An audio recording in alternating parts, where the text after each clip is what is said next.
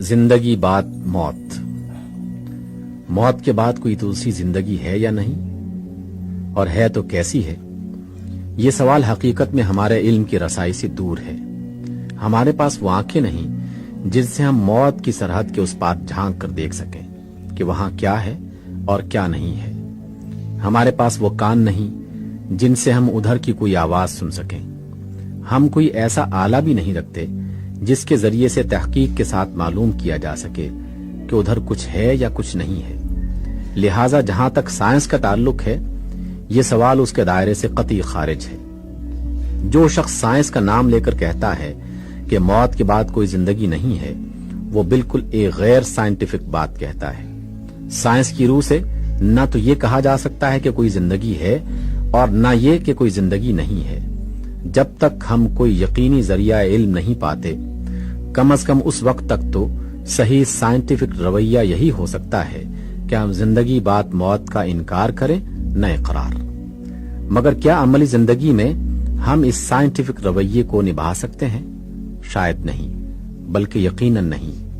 अक्ली हैसियत से तो यह मुमकिन है कि जब एक चीज को जानने के जराए हमारे पास न हो, तो उसके मुतालिक हम नफी और इस्बात दोनों से परहेज करें। लेकिन जब उसी चीज का ताल्लुक हमारी जिंदगी से हो, तो हमारे लिए इसके सिवा कोई चारा नहीं रहता कि या तो इनकार पर अपना तर्ज अमल कायम करें या इकरार पर। मसलन एक शख्स है जिससे आप वाकिफ नहीं हैं।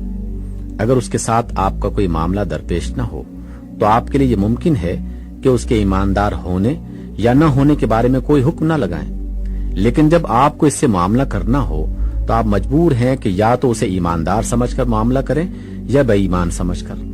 अपने जहन में आप जरूर ये ख्याल कर सकते हैं कि जब तक उसका ईमानदार होना या न होना साबित न हो जाए, उस वक्त तक हम शक के साथ मामला करेंगे। मगर उसकी ईमानदारी को मशकूक समझते हुए जो मामला आप करेंगे, अमलन उसकी सूरत वही होगी जो उसकी ईमानदारी का इनकार करने की सूरत में हो सकती थी। लिहाजा फिल वाक़े इनकार और इकरार के दरमियान शक की हालत सिर्फ जहन ही में हो सकती है। अमली रवैया कभी शक पर कायम नहीं हो सकता। उसके लिए तो इकरार या इनकार बहरहाल नागुजीर है। ये बात थोड़े ही गौर व फिक्र से आपकी समझ में आ सकती है कि जिंदगी बाद मौत का सवाल महज एक फलसफियाना सवाल नहीं है, बल्कि हमारी अमली जिंदगी से उसका बहुत गहरा ताल्लुक है। दरअसल हमारे अखलाकी रवैये का सारा इन्हिसार ही इस सवाल पर है। अगर मेरा ये ख्याल हो कि जिंदगी जो कुछ है यही बस दुनियावी जिंदगी है, इसके बाद कोई दूसरी जिंदगी नहीं है, तो मेरा अखलाकी रवैया एक तरह का होगा। और अगर मैं ये ख्याल करता हूं कि इसके बाद एक दूसरी जिंदगी भी है जिसमें मुझे अपने मौजूदा जिंदगी का हिसाब देना होगा, और वहां मेरा अच्छा या बुरा अंजाम मेरे यहाँ के अमाल पर मुनहसिर होगा, तो यकीनन मेरा अखलाकी तर्ज अमल बिल्कुल एक दूसरी ही तरह का होगा।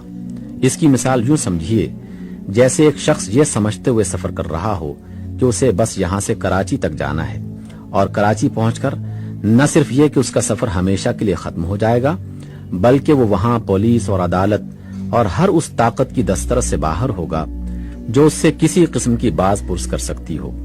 और उसके बरक्स एक दूसरा शख्स ये समझता है कि यहाँ से कराची तक तो उसके सफर की सिर्फ एक ही मंजिल है। उसके बाद उसे समंदर पार एक ऐसे मुल्क में जाना होगा जहाँ का फरमारवा वही है जो पाकिस्तान का फरमारवा है, और उसके दफ्तर में मेरे इस पूरे कारनामे का खुफिया रिकॉर्ड भी मौजूद है जो मैंने पाकिस्तान के इस हिस्से में अंजाम दिया है। और वहां मेरे रिकॉर्ड का जांच कर फैसला किया जाएगा कि मैं अपने काम के लिहाज से किस दर्जे का मुस्तहिक हूं।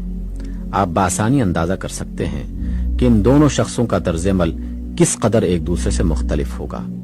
पहला शख्स यहां से कराची तक के सफर की तैयारी करेगा, और दूसरे की तैयारी बाद की तवील मंजिलों के लिए भी होगी। पहला शख्स ये समझेगा कि नफा या नुकसान जो कुछ भी है कराची पहुंचने तक है, आगे कुछ नहीं, और दूसरा ये ख्याल करेगा कि असल नफा नुकसान सफर के पहले मरहले में नहीं बल्कि आखिरी मरहले में है।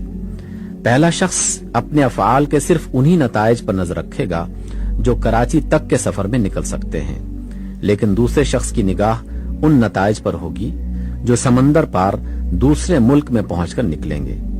जाहिर है कि इन दोनों शख्सों के तर्ज अमल का ये फर्क बराह रास्त नतीजा है ان کی اس رائے کا جو اپنے سفر کی نوعیت کے متعلق رکھتے ہیں۔ ٹھیک اسی طرح ہماری اخلاقی زندگی میں بھی وہ عقیدہ فیصلہ کن اثر رکھتا ہے جو ہم زندگی کے بعد موت کے بارے میں رکھتے ہیں۔ عمل کے میدان میں جو قدم بھی ہم اٹھائیں گے ان کی سمت کا تعین اس بات پر منحصر ہوگا کہ آیا ہم اسی زندگی کو پہلی اور آخری زندگی سمجھ کر کام کر رہے ہیں یا کسی بات کی زندگی اور اس کے نتائج کو ملحوظ رکھتے ہیں۔ پہلی صورت میں ہمارا قدم ایک سمت اٹھے گا اور دوسری صورت میں اس کی سمت بالکل مختلف ہوگی۔ اس سے معلوم ہوا کہ زندگی بعد موت کا سوال محض عقلی اور فلسفیانہ سوال نہیں ہے بلکہ عملی زندگی کا سوال ہے۔ اور جب بات یہ ہے تو ہمارے لیے اس معاملے میں شک اور تردد کے مقام پر ٹھہرنے کا کوئی موقع نہیں۔ شک کے ساتھ جو رویہ ہم زندگی میں اختیار کریں گے وہ بھی لامحالہ انکار ہی کے رویے جیسا ہوگا۔ لہٰذا ہم بہرحال اس امر کا تعین کرنے پر مجبور ہیں کہ آیا موت کے بعد کوئی اور زندگی ہے یا نہیں۔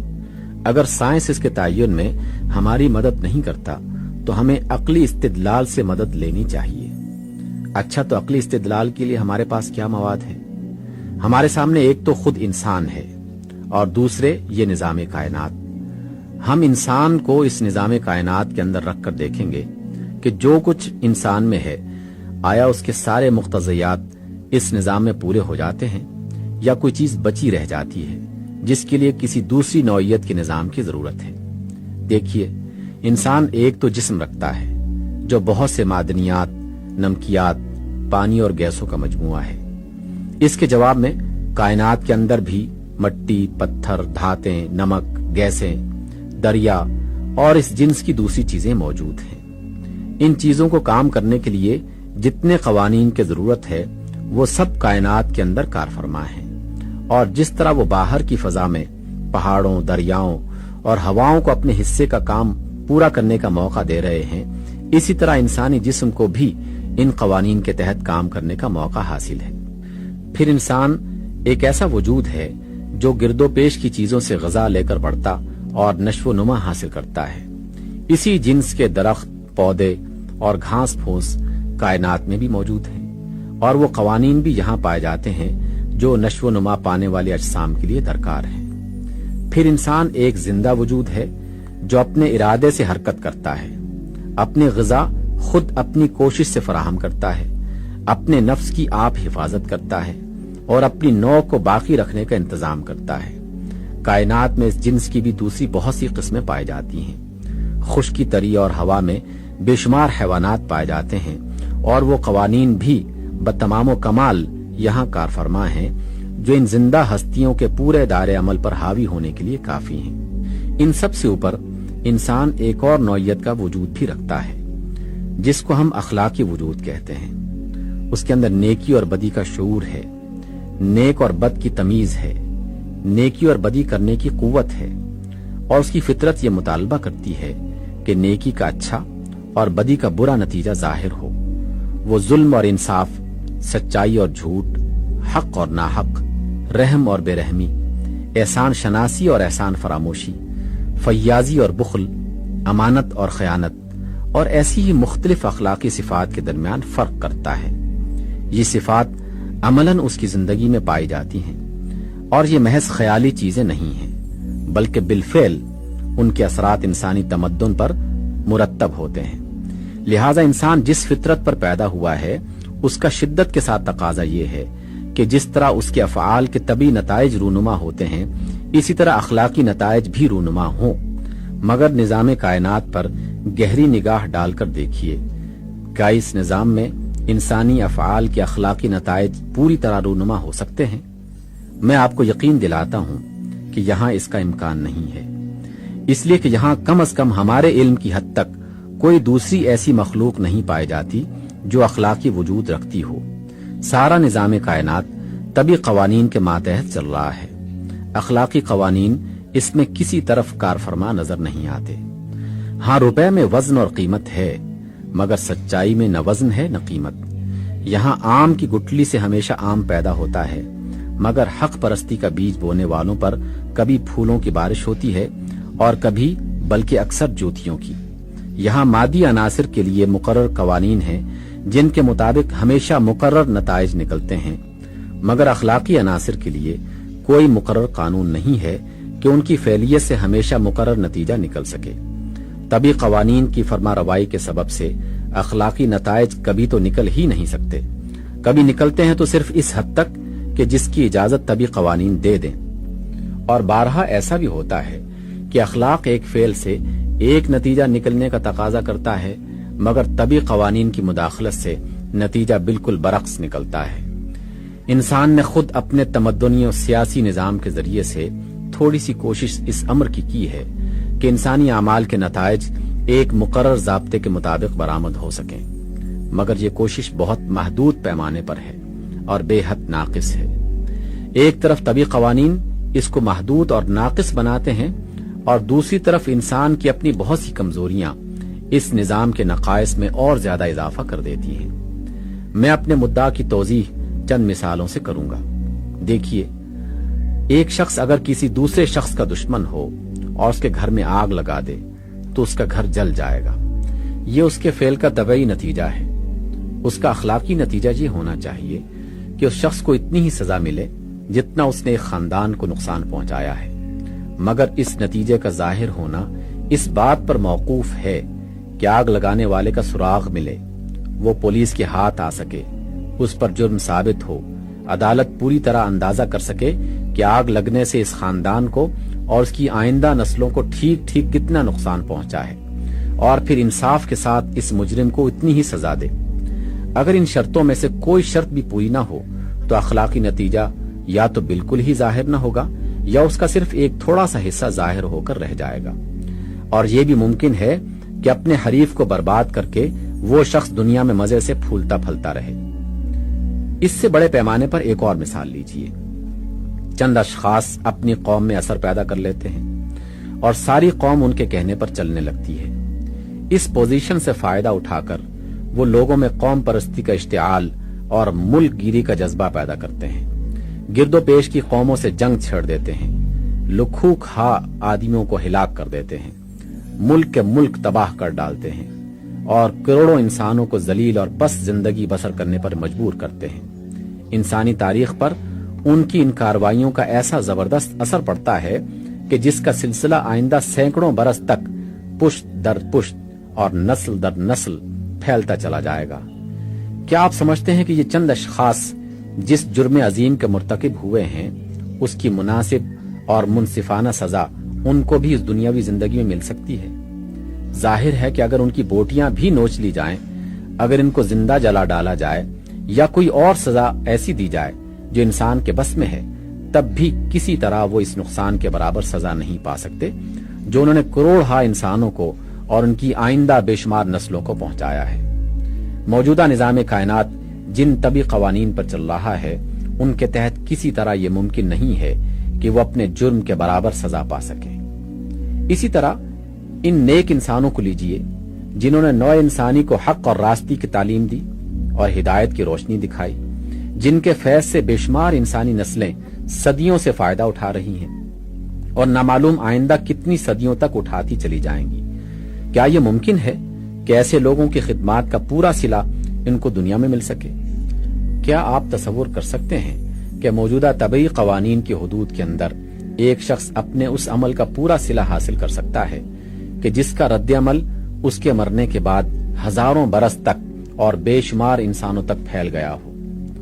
جیسا کہ میں ابھی بیان کر چکا ہوں، اول تو موجودہ نظام کائنات جن قوانین پر چل رہا ہے ان کے اندر اتنی گنجائش ہی نہیں ہے کہ انسانی افعال کے اخلاقی نتائج پوری طرح مرتب ہو سکیں۔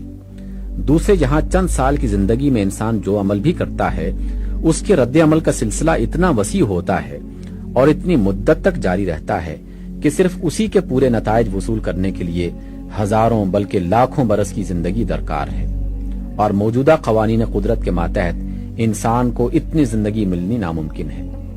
اس سے معلوم ہوا کہ انسانی ہستی کے خاکی، عضوی اور حیوانی عناصر کے لیے تو موجودہ طبعی دنیا، فزیکل ورلڈ اور اس کے طبعی قوانین ہیں، مگر اس کے اخلاقی عنصر کے لیے یہ دنیا بالکل ناکافی ہے۔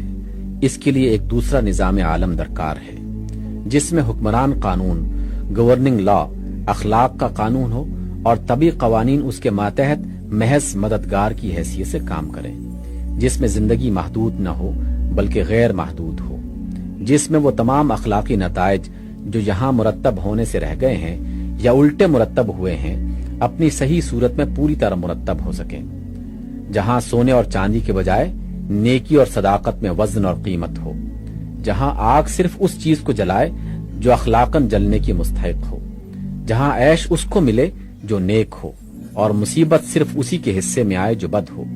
عقل چاہتی ہے، فطرت مطالبہ کرتی ہے کہ ایک ایسا نظام عالم ضرور ہونا چاہیے۔ جہاں تک عقلی استدلال کا تعلق ہے وہ ہم کو صرف ہونا چاہیے کی حد تک لے جا کر چھوڑ دیتا ہے۔ اب رہا یہ سوال کہ آیا واقعی کوئی ایسا عالم ہے بھی؟ تو ہماری عقل اور ہمارا علم دونوں اس کا حکم لگانے سے عاجز ہیں۔ یہاں قرآن ہماری مدد کرتا ہے، وہ کہتا ہے کہ تمہاری عقل اور تمہاری فطرت جس چیز کا مطالبہ کرتی ہے فی الواقع وہ ہونے والی ہے۔ موجودہ نظام عالم جو طبعی قوانین پر بنا ہے ایک وقت میں توڑ ڈالا جائے گا، اس کے بعد ایک دوسرا نظام بنے گا جس میں زمین و آسمان اور ساری چیزیں ایک دوسرے ڈھنگ پر ہوں گی۔ پھر اللہ تعالیٰ تمام انسانوں کو جو ابتدائی آفرینر سے قیامت تک پیدا ہوئے تھے دوبارہ پیدا کر دے گا اور بیک وقت ان سب کو اپنے سامنے جمع کرے گا۔ وہاں ایک ایک شخص کا، ایک ایک قوم کا اور پوری انسانیت کا ریکارڈ ہر غلطی اور ہر فروغ گزاشت کے بغیر محفوظ ہوگا۔ ہر شخص کے ایک ایک عمل کا جتنا رد عمل دنیا میں ہوا ہے اس کی پوری رودات موجود ہوگی۔ وہ تمام نسلیں گواہوں کے کٹہرے میں حاضر ہوں گی جو اس رد عمل سے متاثر ہوئیں۔ ایک ایک ذرہ جس پر انسان کے اقوال اور افعال کے نقوش ثبوت ہوئے تھے اپنی داستان سنائے گا۔ خود انسان کے ہاتھ اور پاؤں اور آنکھ اور زبان اور تمام اعضاء شہادت دیں گے کہ ان سے اس نے کس طرح کا کام لیا۔ پھر اس رودات پر وہ سب سے بڑا حاکم پورے انصاف کے ساتھ فیصلہ کرے گا کہ کون کتنے انعام کا مستحق ہے اور کون کتنی سزا کا۔ یہ انعام اور یہ سزا دونوں چیزیں اتنے بڑے پیمانے پر ہوں گی کہ جس کا کوئی اندازہ موجودہ نظام عالم کی محدود مقداروں کے لحاظ سے نہیں کیا جا سکتا۔ وہاں وقت اور جگہ کے معیار کچھ اور ہوں گے، وہاں کی مقداریں کچھ اور ہوں گی، وہاں کے قوانین قدرت کسی اور قسم کے ہوں گے۔ انسان کی جن نیکیوں کے اثرات دنیا میں ہزاروں برس چلتے رہے ہیں وہاں وہ ان کا بھرپور صلہ وصول کر سکے گا بغیر اس کے کہ موت اور بیماری اور بڑھاپا اس کے عیش کا سلسلہ توڑ سکیں۔ اور اسی طرح انسان کی جن برائیوں کے اثرات دنیا میں ہزارہا برس تک اور بے شمار انسانوں تک پھیلتے رہے ہیں وہ ان کی پوری سزا بھگتے گا بغیر اس کے کہ موت اور بے ہوشی آ کر اسے تکلیف سے بچا سکے۔ ایسی ایک زندگی اور ایسے ایک عالم کو جو لوگ ناممکن سمجھتے ہیں مجھے ان کے ذہن کی تنگی پر ترس آتا ہے۔ اگر ہمارے موجودہ نظام عالم کا موجودہ قوانین قدرت کے ساتھ موجود ہونا ممکن ہے تو آخر ایک دوسرے نظام عالم کا دوسرے قوانین کے ساتھ وجود میں آنا کیوں ناممکن ہو؟ البتہ یہ بات کہ واقع میں ایسا ضرور ہوگا تو اس کا یقین نہ دلیل سے ہو سکتا ہے نہ علمی ثبوت سے۔ اس کے لیے ایمان بالغیب کی ضرورت ہے۔